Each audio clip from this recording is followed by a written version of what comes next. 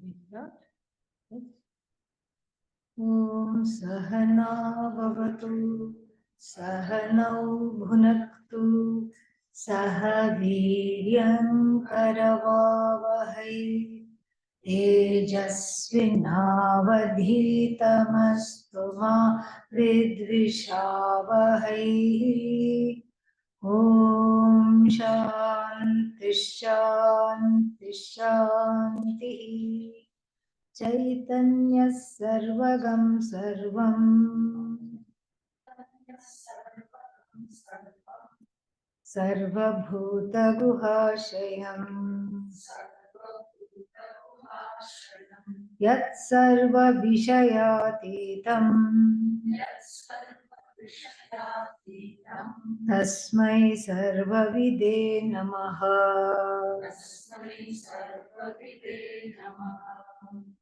Yeah, in the first line, Savargam it is there, but I had some trouble with the fonts in Sanskrit, not in English.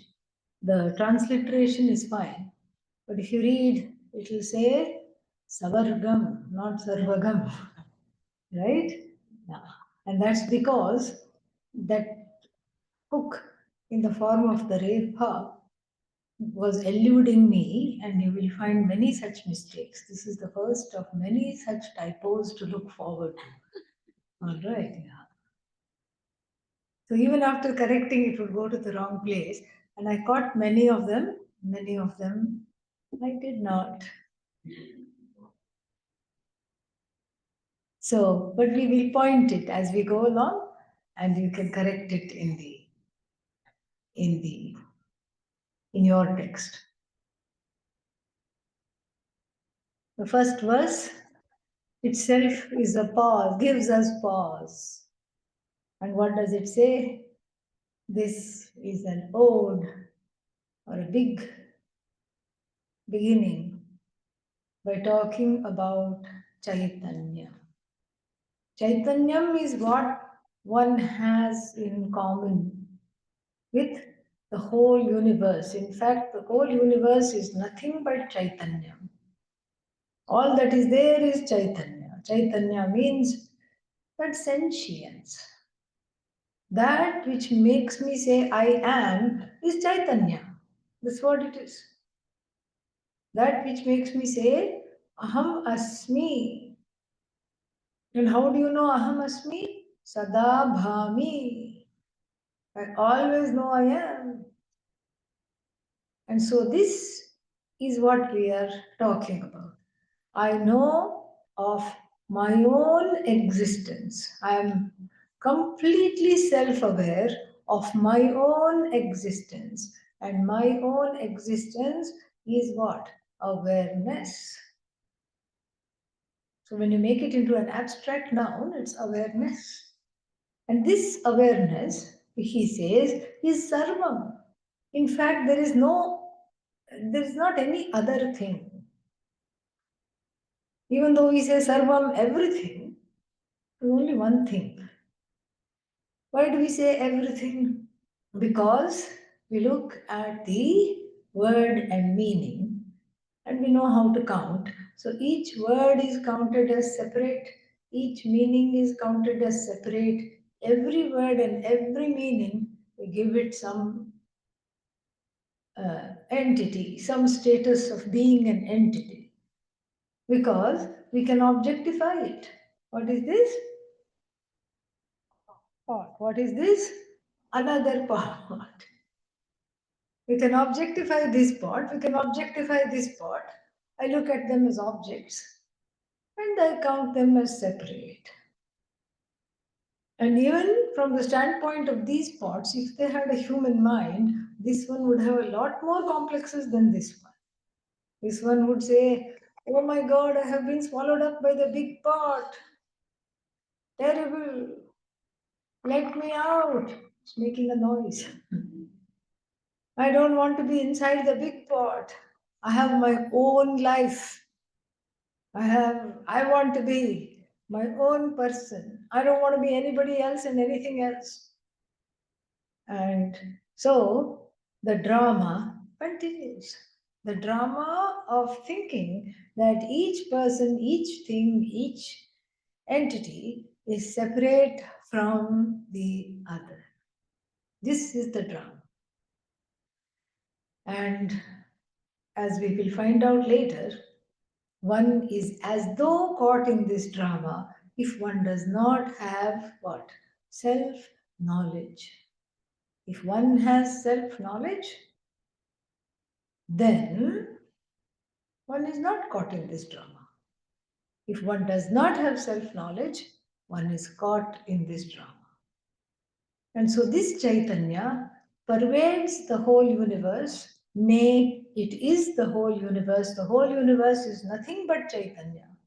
Chaitanya manifests into many names, many forms, as though. Because the manifestation is also what? As though. Because if it were really manifest, then we will immediately have a contradiction in line number 2, between line number 1 and line number 2. In line number 1, it says, this Chaitanya is in everything, Sarva Bhuta Guha Shayam.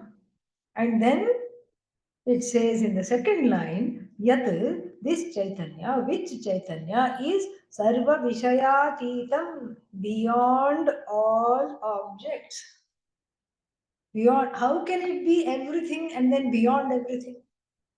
Seems like a contradiction. And even in the first line, there is a baby contradiction. What is that? I don't know if you noticed it. Sarvagam, it is all pervading, yet it is abiding in the hearts of every human being, in the heart of every, not human being, all beings.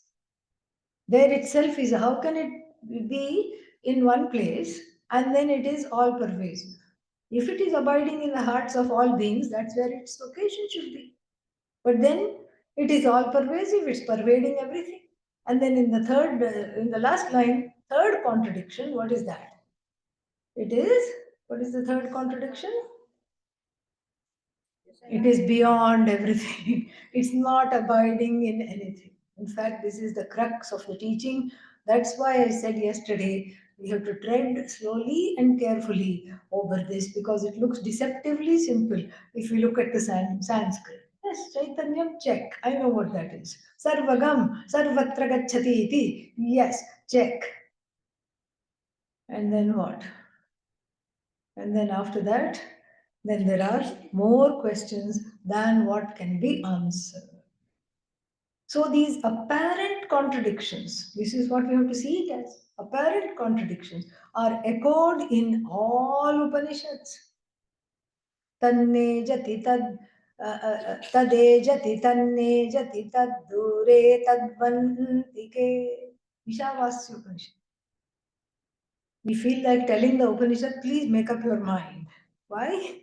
First she says, Tade jati, it moves. Oh, goody. Okay, let me write that down. Atma moves. And then the very next phrase comes. What's that? Tanne jati, tat na e jati. No, it does not move. What? It moves, you said. How come it doesn't move? Tad dure, it's very far. Oh, yeah, I suspected that is very far from me.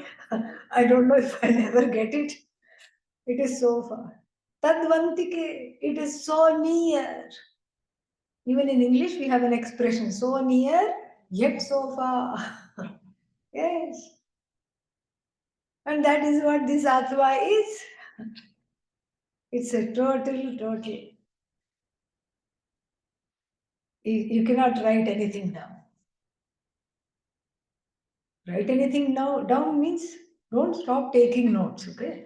That's not what I'm saying.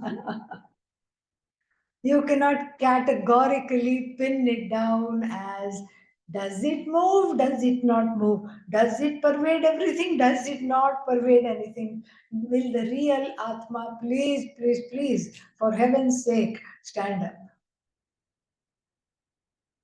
And in this is the vision of Vedanta. The whole entire vision of Vedanta, he has just put it in these two lines like a paratha, aloo paratha. completely filled, like a bread stuffed with potatoes. And so unpacking this is not a waste of time because really we are not going behind.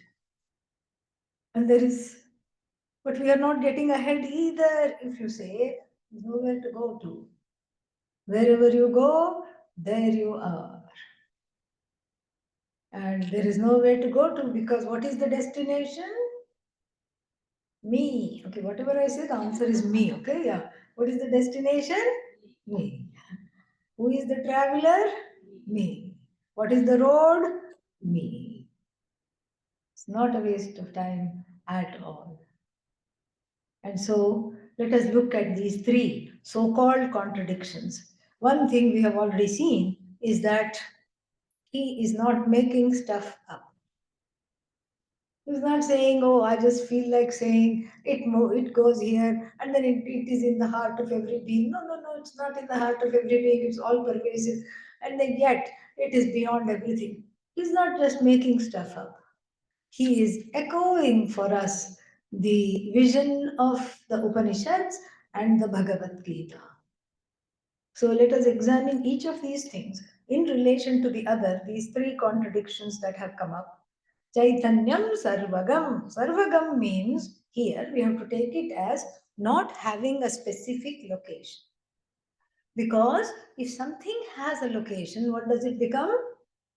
Finite. Don't say me, okay? Yeah. That was the over. That was then, this is now. So Chaitanyam Sarvagam. Sarvagam means all pervasive. Why should we say all pervasive?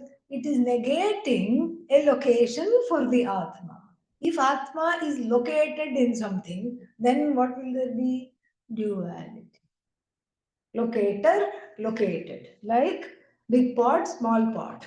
Small pot, located. Big pot, locator. Ashraya, big pot. Ashrita, small pot. So that is a duality. Ashraya, Ashrita, Dvaita comes up. There is a duality. We end up in duality. And if you ask the question, why should we not end up in duality? Because that is what has got us into trouble in the first place. That is what has got us into trouble. Dvaitadhi bhayam bhavati. Brihadaranyaka Upanishad. Duality causes, what is bhaya? Fear. Yeah, not me. Okay, yeah. Bhaya is fear. This is in the Brihadaranyaka Upanishad and even in the Taittiriya Upanishad. Udaram antaram kurute athatasya bhayam bhavati. If I make a separation, even a razor's edge separation between myself and another, then there is immediate anxiety, immediate fear. Athatasya bhayam bhavati. So this duality we don't want. And so this located business, we have to get out of our head. Because we see that something or the other is located somewhere or the other. It is residing in its cause. And we saw this. The cause of pot is clay. The cause of tree is seed. The cause of your shirt is fabric. Like this, we can go on and on. But this located logic doesn't go very far. Because we can then abstract from it and then we end up where? On the empirical level, we end up in space. Everything is located in space. This is what is talked about in the Yagyavalkya Gargi dialogue. Gargi was a sage, and then she had the task of admitting, of constructing a, what is that called? An assembly of scholars.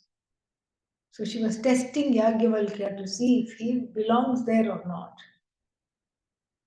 Where is everything located? Well, in its own source. So where is the source located? I mean, empirically speaking, everything is located in space. Then we have to ask the next inevitable question: where is space located? Does space have a location? No. If it had a location, it would be right here. That's why one says I'm spaced out every now and then. Space cannot have a location because avakasha pradatra akasha. That which accommodates is space. So either we can stop there and say space is like, Atma is like space, where everything is as though located, because really nothing is located in space. If you look at it, examine space. Nothing is located in space, space is space, and so we can say Atma is like space. It is commodious enough to accommodate, within heavy quotes, the entire Jagat, and then yet it does not come to an end. The ninth chapter of the Bhagavad Gita expresses this sentiment. It's called Rajavidya Rajaguhyam, translated as kingly knowledge, kingly secret, royal knowledge, royal secret, kingly knowledge, kingly secret. Not kingly knowledge, king of all knowledges, king of all secrets. Why is it the secret of all secrets? Why is it the secret of secrets? Because even if you tell, the person doesn't understand. The secret is safe with the teacher. And this is exactly what is said in this chapter. Verses 3 and 4 are crucial to understanding these so-called contradictions. In verse number 3, Lord Krishna says, Matsthani sarvabhutani na cha aham teshu avasthitah. Statement number 1. All beings are, as it were, located in me. I am not located in anything else. And then the very next line, he contradicts himself in verse number 4, which says, Nacha matsthani bhutani pashyame yogam aishwaram. O Partha, Arjuna, please see this magic. See this wonderful magic. Aishwaram, look at my magic. And what is your magic? Nothing is located in me. You just said everything is in me, as though everything is in me, meaning nothing is outside of me. See, no matter how you change the language, it will always fall short because we are using words, we are crafting words which are finite to talk about that which is infinite. It can be talked about, but it is directly known. That's what it is. The words are indicators to know what you are. Since the I is self revealing, the words simply open a door and let the knowledge in. That's all that happens. So, first thing what? Matsthani sarva bhutani. Meaning, nothing in the world is outside of this Chaitanyam. Because Chaitanyam is what? Limitless. If there was something outside of Chaitanyam, what would Chaitanyam become? Finite, limited. So nothing is outside of this Chaitanyam, and here that's why it is called Sarvagam. So this Sarvagam Chaitanyam, where do I recognize? Upalabdhisthanam Utra. Where is the place where it obtains? So I can't look for Chaitanyam. It's not available in the shop. It cannot be purchased. It cannot be sold. Nobody knows what it looks like. What can I get you? Bring me some Chaitanya. You can't, nobody can, no matter how much they love you, they cannot oblige. If you tell like that to somebody, I'd like some Chaitanya, please. So where is it located? Means really the next line, the next contradiction, what is that? Sarva Bhuta Guhashayam. It's not where it is located as much as where is it recognized. It is recognized, this Chaitanyam, this awareness, consciousness, this meaning of the word I, which the Upanishad wants us to get familiar with more than our own given name. This Chaitanyam, if you say where is it located, then we have to translate it as where do I recognize it? Where do you recognize anything? Where do you recognize the Jagat? Right here. Right here, wherever you say. In the faculty of knowing, in the buddhi. In the buddhi, the Jagat is recognized. And then Jagataha upalabdhisthanam is what? Buddha, in the buddhi. Upalabdhisthanam means where it obtains, means where it is recognized. So the same place where I recognize pot, Jagataha upalabdhisthanam, pot is part of Jagat. So wherever I recognize Ghataha, Ayam Ghataha iti, this is a pot where that recognition comes. Same exact place, exact faculty is the place of recognition. Jagataha upalabdhis, Jagataha adhishthanasya upalabdhisthanam api. The truth of the Jagat is also recognized in the same place that the Jagat is recognized. It's not that I recognize the Jagat in my nose and I recognize the truth of the Jagat in my toes. There are not two faculties of knowing. There is only one faculty of knowing, and that is what? Buddhi. That's why it has to be kept sharp, simple, clear, and that all is going to be talked about. Clear of all kinds of nonsense, it has to be kept.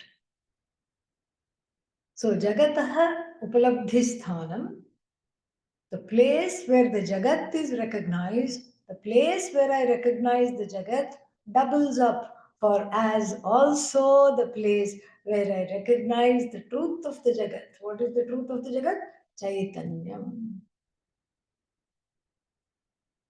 Adhishtanam. Jagataha adhishtanasya upalabdhisthanam. The truth of the Jagat. Adhisthana sometimes is translated as a funny translation word, substratum. I try not to use those words. Sub, supra, and all these things. Substratum. What do we understand? Nothing. Just say the truth. Or just get used to the word adhisthana. It's not that hard.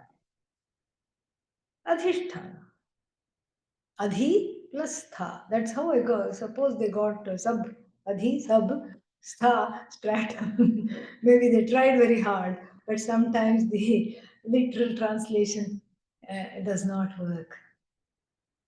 Jagataha upalabdhisthanam is the same place where the Jagat is recognized, is identical with the same place where the truth of the Jagat, the source of the Jagat, is recognized.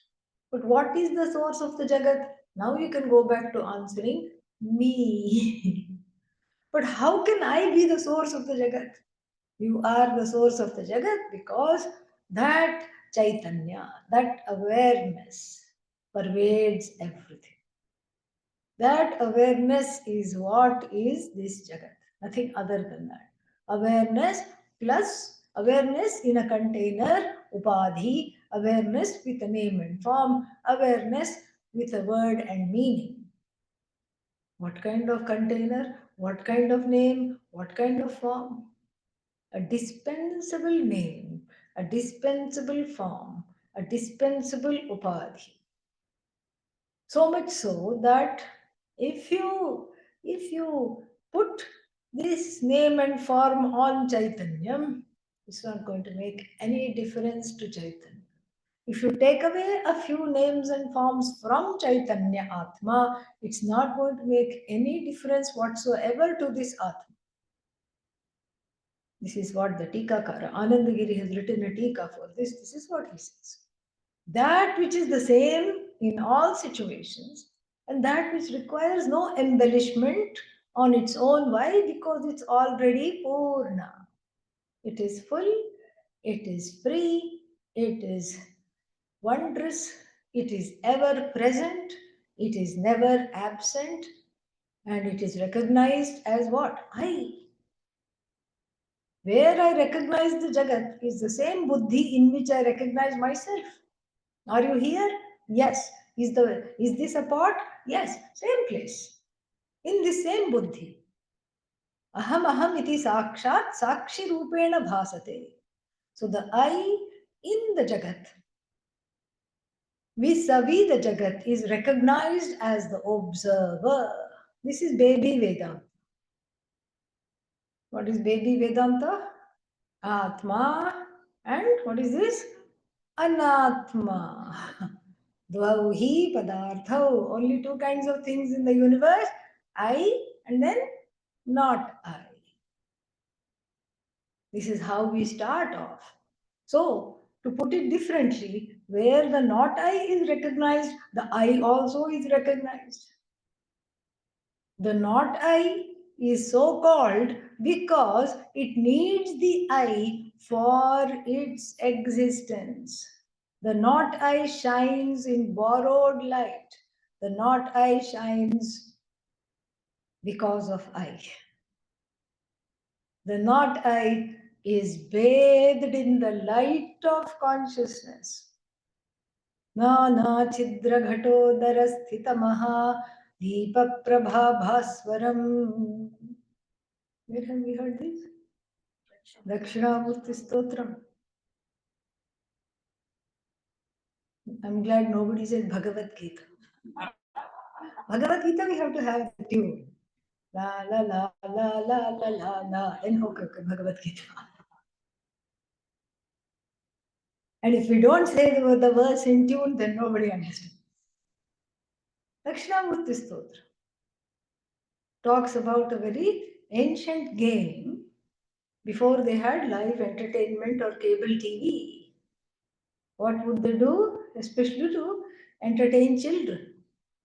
There would be one lamp over which a earthenware, like a pot with designs on it, would be upturned.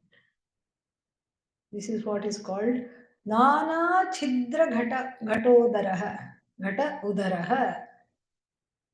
A pot with many holes in its stomach. And the holes would have shapes: sun, moon, animal, dog, cat. And then they would spin the little tray that was underneath. You go just like that. And then the walls would be filled with so many designs going round. And then you have a mesmerized child with its mouth open. Oh, there's the dog, there's the cat. And the mother takes advantage of it and feeds it fully. A fussy child which would not have eaten dinner, thanks to this game, has eaten without even knowing that it has eaten. This is what they would do. Adi Shankara takes this example to new heights of understanding. Nana Chidra Ghata Udara. The stomach of this pot is filled with various chidras, holes in the shape of animals, dogs, cats, rabbits, stick figures, walking, running, eating. And you see streams of light coming out of each aperture. How many lights?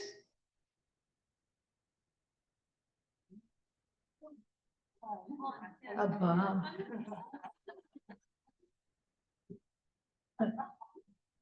Somebody said none. Somebody said one. Somebody said depends on how many holes there are. How many lamps? That's better. Okay, how many lamps? One. Deepa Prabha Bhaswaram.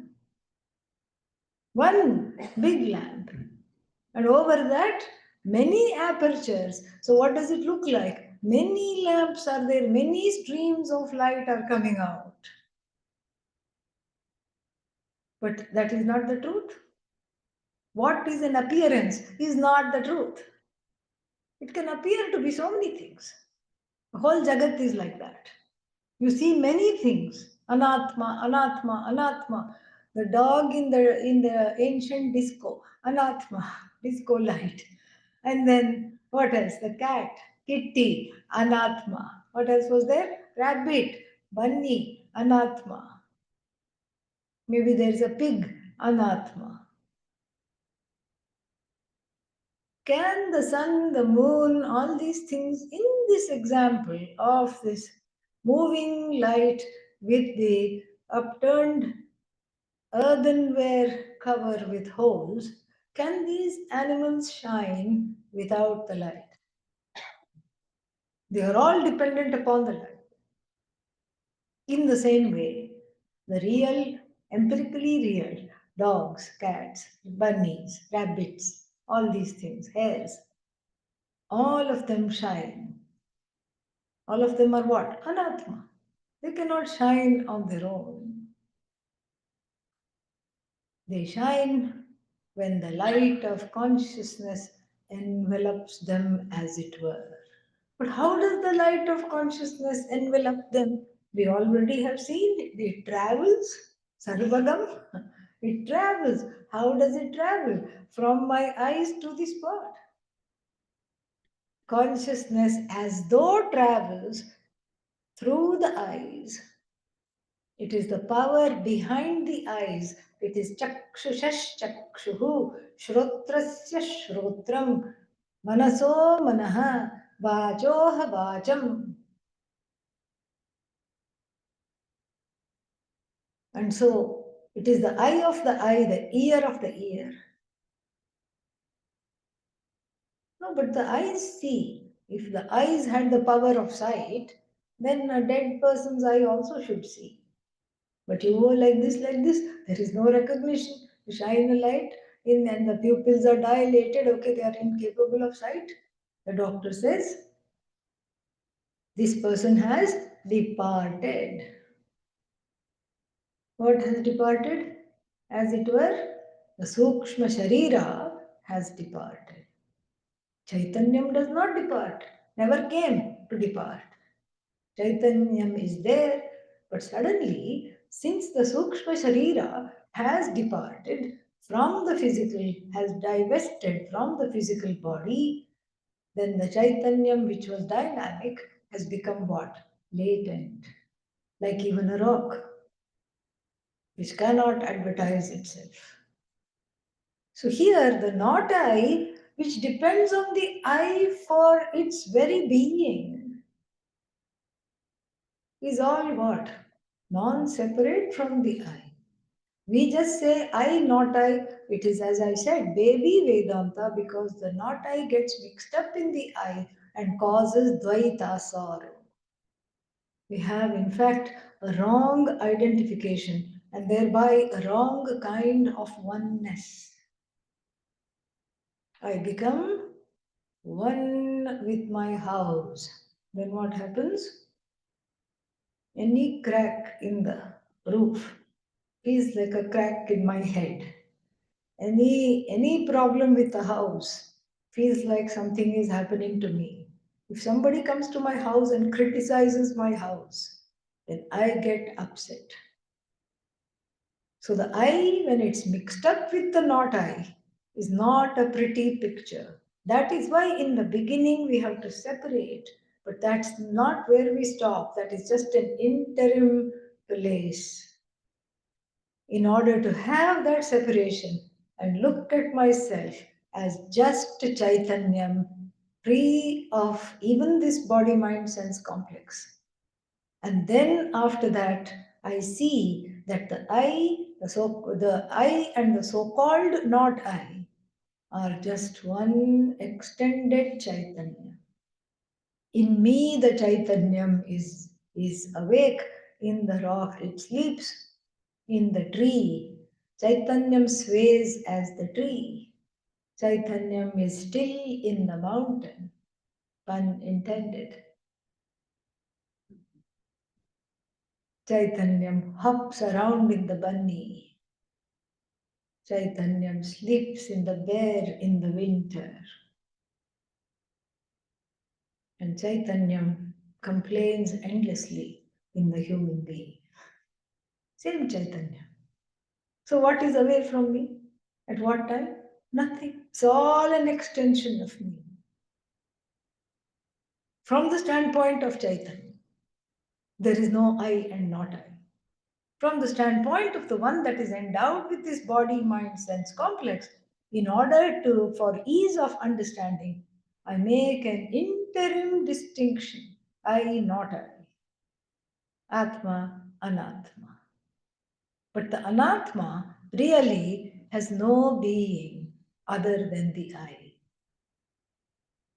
This part has no being outside of this I. It needs me to recognize it. If it had a being, it would have a lot to say. It would say, I'm a dwarf pot. I have no job satisfaction. In the beginning, I was brought under false pretensions to America. I was told I'll have an elevated position as a Vedanta teaching pot. But hardly these days anybody uses the prop called the pot. Therefore, I sit gathering dust somewhere. And these teachers also, these acharyas have what butter fingers. They drop me so many times. I have become a crackpot and I'm just not a happy pot. It would have many things to say. But thank God it doesn't say anything. It simply is. It is within the laws of the universe. And this anatma, everything that is called anatma, is not outside of atma. That's why sarvagam, everywhere.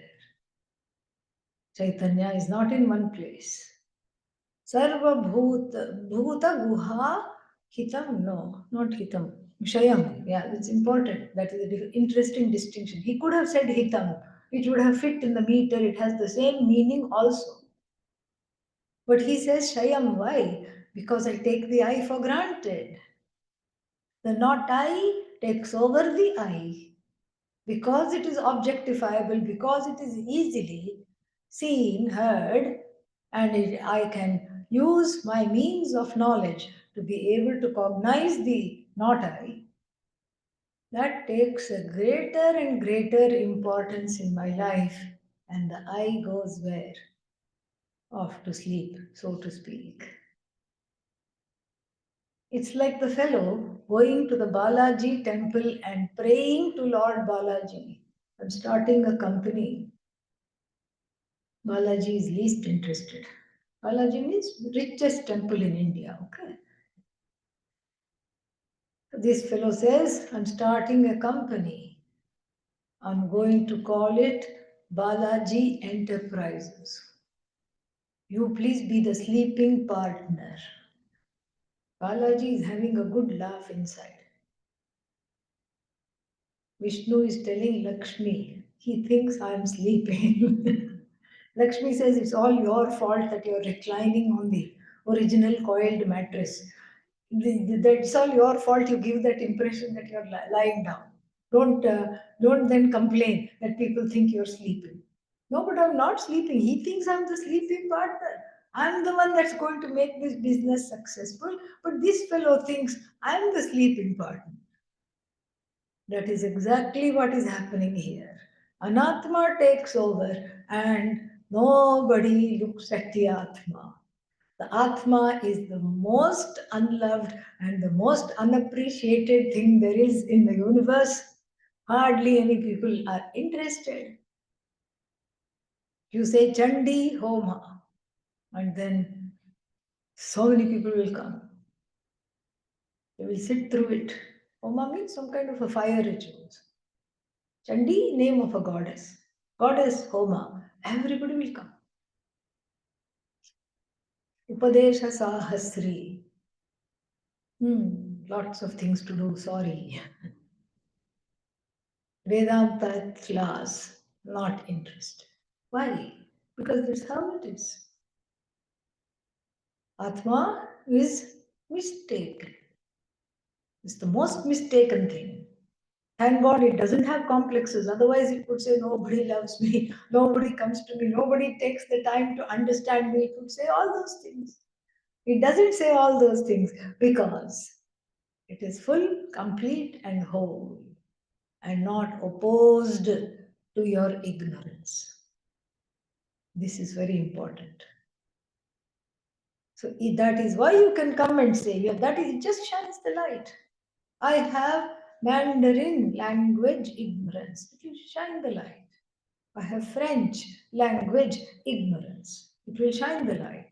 That's why I say I know. I don't know French. I have self ignorance. There also it shines the light. That's why one can make one's way to an ashram and say, I have self ignorance. Like Narada did, please teach me. Everything it does. The Atma is not opposed to anything. And therefore, it is easy to take it for granted. So everybody thinks it's the sleeping partner. Nobody takes a second look at it. Even in the mind, I'm not aware of it. Everything, the bling attracts, and the Jagat is very blingy. In this blingy Jagat, so many things attract, so many things there.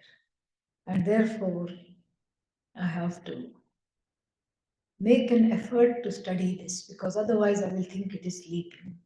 In fact, I am sleeping. It is the only thing that is awake. In fact, it's called the one that never sleeps and the eyelidless seer. Aluptadrik. Because even if you blink, you have missed something. In the blink of one eye, the pocketbook is gone, wallet is gone. Somebody with a great practice in sleight of hand, a pocketbook jnani. No, actually, a pocket jnani, correct. That person should know how pockets work and how to pick the pocket without touching the person. And so, in a blink of an eye, passport gone. In a blink of an eye, pocketbook gone. Here, nothing is gone from the Atma. Why? Because it never blinks. It's called the eyelidless seer. Aluktadrik. Pujya Swamiji used to illustrate it like this. He would remove his glasses and he would go, this is Atma. I can never forget that. And so, do you see now the first line? Sarvagam and Sarvam and Sarvam Bhuta Guhashayam. There is no contradiction. Do you see that? So the Sarvagam means without a location. It is everywhere and it is the truth of everything. Sarvabhuta Guhahitam or Guhashayam means what? It is recognized in the buddhi. It's recognized in the same place Anatma is recognized, the same place Atma is also recognized. So do you see there is no contradiction? Say yes, even if you want to say no. Yeah. Then the third as though contradiction comes in the second line. Yat sarvatitam. How does it say? Sarva vishayatitam. That which is beyond all objects. What does it mean beyond all objects? And you know, in Vedanta, the word beyond becomes a go for all, a catchy word. Atma is beyond the mind, beyond the senses, beyond the body. beyond, beyond, beyond. Some cartoonist in California renamed himself as Swami Beyond Ananda. He's not a Swami, he's a cartoonist. So, beyond means what? Atita, we literally translate as what? Beyond. I am beyond this. So here, Atita means that which is the truth of this universe, that which pervades this entire universe, is still limitless because it hasn't become this universe. We have two kinds of karanas. One is called Parinami Karana. I have milk and I have, what is that? Yogurt starter. I mix a little bit of yogurt in the milk and mix it nicely, keep it in a warm place. 8 hours later, what happens? Yogurt. I have a pot of yogurt, a pan filled with yogurt. Then if I say, oh, I want some milk in my coffee, please turn it back into milk. Will it oblige me? No. Even Bhagavan cannot oblige because it's his own law, her own law that has made the milk into yogurt. This is called parinami. What has the milk done? It has become yogurt. No more it is milk. It has transformed. It is now an effect. This is what we see in the world. And so if Bhagavan also, Bhagavan means this Chaitanya Atma, no other Bhagavan is there. Other than this Chaitanya Atma. This Chaitanya Atma also, let us say, became this universe. Then what would happen? No more Chaitanya Atma. Oh, okay, doesn't matter. Let there not be Chaitanya Atma. Then what would we have? Finite Jagat. No more infinite. It's like you have a pot of jam and some slices of bread, and you keep spreading the jam, and afterwards what? No more jam. We can't have that. We'll be in an intellectual jam here if we do this. We cannot afford to say this, we cannot afford to do this. So, Chaitanya, this Chaitanya Atma is a shining, all knowing, never ending presence, Satchidananda, shining, all knowing, self shining, we can say, all knowing, never ending presence, which blesses everything without becoming any one thing. That's why it's all pervasive, that's why it's infinite. Because it blesses everything without becoming any one thing at any given time. That's why it is above time, above space. It's beautiful. And that's why it is Guhahitam, Guhashayam. Why? Because it is not recognized, it's sleeping as it were. In the 10th chapter of the Panchadashi, called the Nataka Deepa, there is a lovely analogy. It's an amphitheater. You know how outdoors they used to have this? So have semicircular seating with descending seats and a nice stage. Then the whole metaphor is complete. Nataka Deepa, it's called. And then we'll very soon see why. What do we see? We see the audience coming in, trooping in, taking their appointed seats. We see the musicians warming up and trying out various instruments and tuning the instruments and the tabla and everything. We see the lead musician who is also going to give that, notes, the timing, the rhythm for the dancer. Then the awaited moment comes. In walks the dancer, beautifully. graceful, and she gives the best performance, let us say, of her life. Wah, wah, encore. Again she comes out, again she obliges and gives another performance. And then what? She goes away. And the people also go away.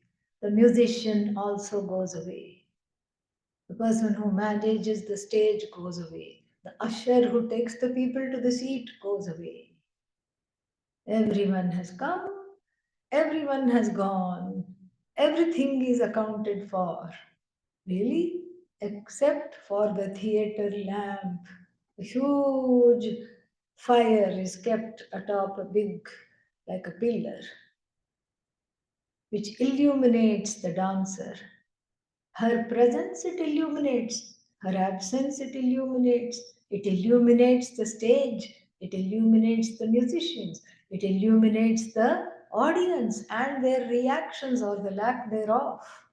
It illuminates all the comings and goings, yet it does not become any one of them. This is the secret of Natakadipa, the theatre lamp, which is a fixture, which is there to stay. But still, nobody admires the lamp. Nobody sees that it is because of the lamp that I can see the dancer. Because of the lamp, I can enjoy the presence of the musicians. Because of the lamp, I can see who all has come and say hello to somebody in the audience because I know them. I don't see that. And it is this light of all lights. It is Atita. If the light were not Atita, it would shine only on the dancer. No, it doesn't do that. Or it would only illumine the presence of something. No, it also illumines the absence. I will say, oh, the dancer has gone away. It's in between two numbers. Why is she taking so long to come out? Then somebody says, calm down. She's changing the dress so that you can enjoy a new dress. Just enjoy the musical interlude. She will come out. The dancer will come out for the next number in the performance. So, this is the secret of Chaitanya. It illumines everything without becoming anything. Therefore, it is beyond the dancer in this example. Beyond, we can say, the musicians, beyond the audience, beyond the stage, beyond the seats, beyond everything. That which is an object, the Chaitanya does not need that which is an object. The object is dependent upon Chaitanya. Therefore, it is Atita. It has to illumine everything. It has to be one with everything. Therefore, it cannot be any one thing. Atita. Vishaya, Vishinoti Badhnati iti Vishaya. That which binds is called Vishaya. You see, the meaning of the Sanskrit word is encoded in the word itself. Analaha. Alam navidyate yasya. Analaha means what? Fire. And what does it mean? That which does not know the meaning of the word enough. Anilaha, na nilayati, that which does not stay in one place. Anilaha. So, like this, the meaning of the word is encoded in the word itself. Vishinoti badhnati, that which has the potential to bind, is called object. How does it bind me? Through the bridge of desire to have it. That bridge of desire binds me to the object. Even before I have the object, it binds me to that object. And so, Sarva Vishayatitam, that which is not bound by any object, that which is not dependent upon any object, yet without whose presence none of the objects can shine, that unto that Atma, unto that Chaitanya, which is the source, the cause of this universe. Here it is presented as Swarupa Lakshana. In the Taittiriya prayer I quoted, Yasmat Jatam Jagat Sarvam यस्मिन्नेव प्रलीयते येनेदं धार्यते चैव तस्मै ज्ञानात्मने नमः. In that prayer, Tatastha Lakshana is revealed. Bhagavan as the creator, Tatastha Lakshana. There are two definitions of Brahman Atma. One is as its own nature as Satyam Jnanam Anantam Satchidananda, we have seen here.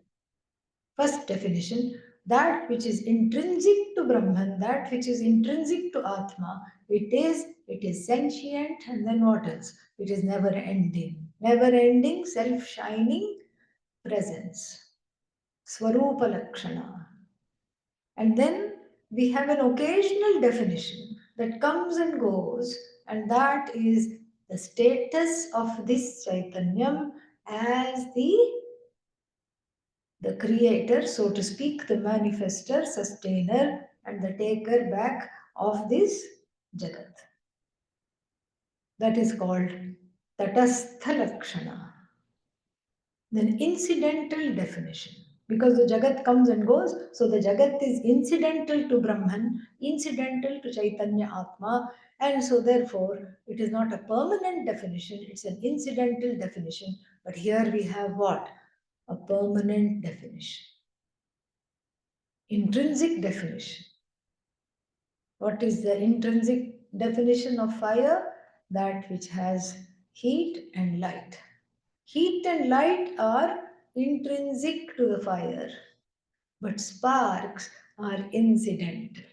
Sparks depend upon whether the indhanam, the quality of the indhanam. Indhanam means fuel. If the fuel is dry and crackly, there will be sparks. Otherwise, there may not be sparks. Sparks, incidental, heat and light, intrinsic to fire. Similarly, Satchidananda is intrinsic to the definition of the I.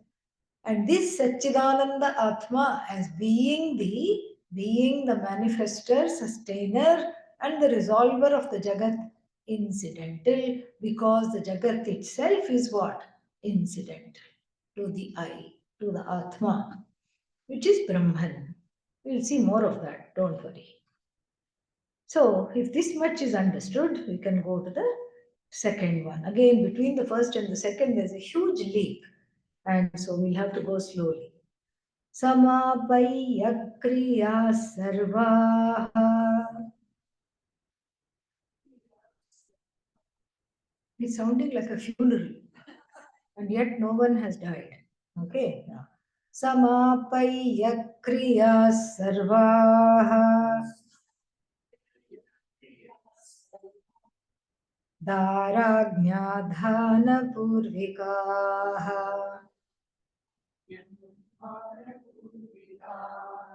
ब्रह्मविद्यामथेदानीम् वक्तुं वेदः प्रचक्रमे. Together. Samapayya kriya sarvaha धाराज्ञाधान पूर्विकाः ब्रह्म विद्यामथेदानीं